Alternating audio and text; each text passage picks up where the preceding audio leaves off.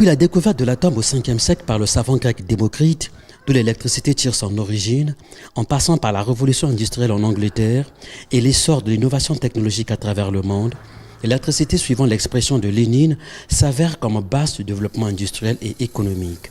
La preuve, son absence sur tous les plans d'activité humaine ne peut pas accélérer le développement économique tant du côté étatique que privé, ce qui provoquerait des conséquences néfastes sur le marché de l'emploi sur tous les plans. Au plan industriel, les machines seraient aux arrêts, le travail en stand-by et une baisse de la rentabilité financière. Au plan du secteur privé, l'absence de l'électricité provoquerait un chômage grandissant avec grincement des dents, car en moyenne, le privé englobe 70% des activités entrepreneuriales à travers le monde au nom de la liberté économique, ce qui réduit le chômage. Des activités de premier plan, à l'image de la menuiserie, qui utilise une variété de machines visant à couper, à raboter et à façonner le bois. De la soudure, comme la menuiserie, elle utilise plusieurs qualités de machines visant à transformer le fer en divers articles. De la vulgarisation, en l'absence de l'électricité à Brazzaville, les vulgarisations présentent un visage pâle qui n'intéresse aucun usager et pas même une bicyclette. Dans les cybercafés, les utilisateurs du net face aux machines seraient comme une peuplade qui demanderait du café aux statuettes. Sur le plan démographique, nombreux seront ceux qui s'envoleront à l'étranger à la recherche d'une électricité plus stable et bénéfique. On parlerait alors de la fuite des cerveaux. Sur le plan des ménages, dans le quotidien des foyers, on s'interrogerait alors à quoi vont servir les appareils électroménagers. Des appareils comme les congélateurs, les fours de cuisine, les postes téléviseurs, les ventilateurs, les fers à repasser et bien d'autres, etc. ne seront jamais à la merci de l'homme en l'absence de l'électricité, sinon nourrir ses yeux à titre d'agrément. Et au contraire, ils seront les foyers de cafards, de souris, d'étoiles d'araignée et autres poussières. C'est donc pour démontrer que l'électricité revêt une importance capitale dans la presque quasi-totalité des secteurs d'activité humaine. Une importance pour laquelle certains utilisateurs n'ont pas dit le contraire.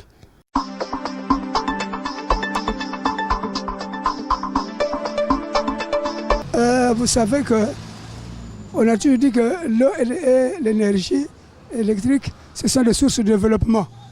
Donc s'il n'y a pas d'eau, il n'y a pas de développement, il n'y a pas d'électricité, il n'y a pas de développement.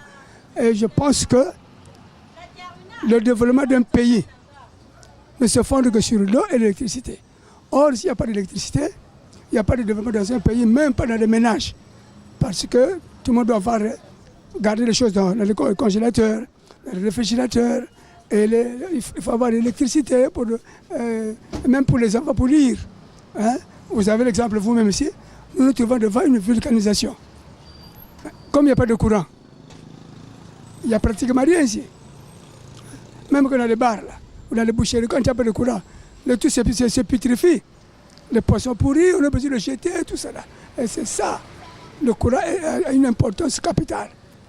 L'électricité a une importance capitale. Donc, les autorités doivent faire un effort pour rétablir le courant 24 sur 24. Nous avons suffisamment de sources hydrauliques. Hein. Nous avons des sources qui peuvent nous donner. Il y a beaucoup d'eau qui ne peut pas manquer de l'eau. Au lieu de nous faire boire de l'eau de forage. Ce n'est pas de l'eau qui est prévue par la SN2. Quand nous puissions prendre des piles avec des trucs de torches des Chinois, là, ce n'est pas de l'électricité, ça. Hein? Ça n'appelle pas le développement. L'électricité joue un rôle très important dans notre société. Très important. Tout d'abord, je dirais que l'électricité, c'est un moteur dans notre système économique. Pas d'électricité, pas d'activité économique. Par exemple, par là, je peux parler d'autres structures que tous nous connaissons. On a des sociétés dans notre pays qui fonctionnent à base d'électricité. On a plusieurs sociétés, par exemple, auxquelles si on a du mal à... Des sociétés qui ont du mal à fonctionner, auxquelles s'il y a un problème d'électricité. Donc l'électricité, c'est l'un des éléments les plus importants dans le système économique. Il y a des sociétés qui doivent produire. Par exemple, pas d'électricité, pas de production dans notre pays. Donc c'est un peu ça le problème. Sans l'électricité, on ne peut pas vivre. Tu sais, Hier, moi j'ai passé la nuit à la véranda. Sur la véranda parce qu'il faisait chaud, parce qu'il n'y avait pas le courant. Et au moment que je vous parle, j'ai fouillé mon bureau pour venir rester ici parce qu'il y a la chaleur. Et ce que j'étais en train de réfléchir pour mon service, regarde le temps que j'ai perdu parce qu'il n'y a pas le courant. Nos dirigeants sachent que l'électricité, c'est important aussi. Mais j'ajoute aussi quelque chose. S'il n'y a pas l'eau, tu ne peux pas vivre. Je suis un agent de la SN2. Vous êtes sous l'électricité, mais s'il n'y a pas l'eau, l'électricité ne peut pas marcher.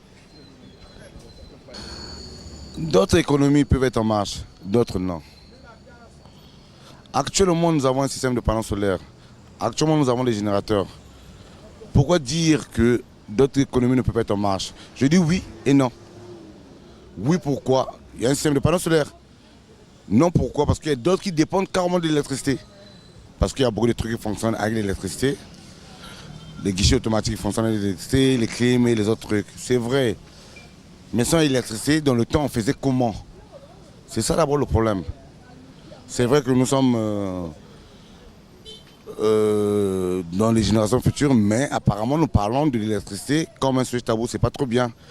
Nous devons aussi, sans électricité, dans les autres pays, on ne voit plus l'électricité, on ne voit plus le carburant. On parle maintenant du bio-diesel.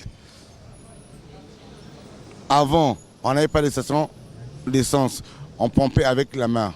C'est vrai que l'électricité domine dans ce pays, mais